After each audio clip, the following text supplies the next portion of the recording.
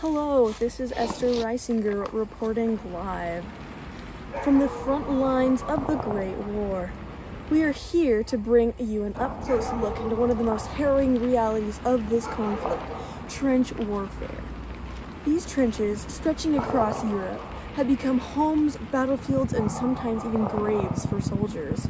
Tonight, we'll take you through what life is like for this truly unforgiving conditions. Let's get started. Our top story tonight, trench warfare. Soldiers on both sides are dug in deep, holding the line as the war rages on. These trenches, which stretch from the English Channel all the way down to the Alps, are meant to provide protection from enemy fire. But what they offer in safety, they take away in almost every other way.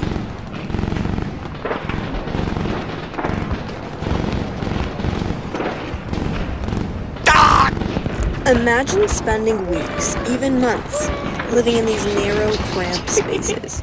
Rain turns the trenches into mud pits, and any dry areas are often infested with rats and lice.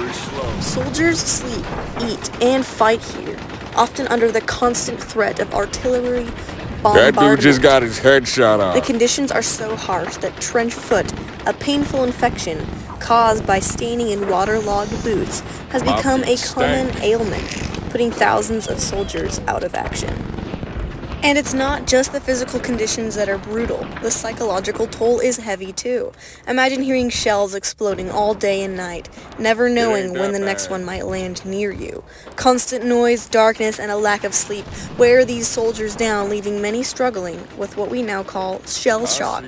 But here on the front lines, there's no escape from it. Joining us now is Private James Andrews, who has returned from several months on the front lines. Private Andrews, thank you for speaking with us. Can you tell us what life is like in the trenches? It's hard to put into words. The smell alone, it's a mix of mud, sweat, and sometimes worse. You can't get clean, you're always tired, and there's no real escape from the noise. We lose friends every day. One minute you're talking to someone, and the next they're just gone. It's rough out there. What about food and supplies? Are you getting enough to keep going? Depends. Sometimes we get a bit of bread, canned meat, maybe some tea if we're lucky, but sometimes it feels like even that's not enough. We ration what we can, but honestly staying warm and healthy is just as challenging as facing the enemy. And what's the most difficult part for you, personally?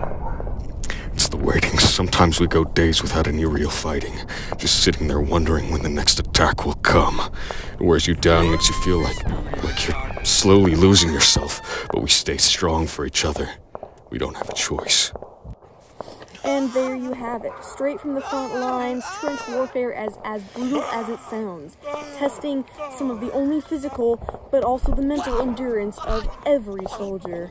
As war drags on, it's clear that fighting is unlike any other. One will shape the lives of those involved for years to come.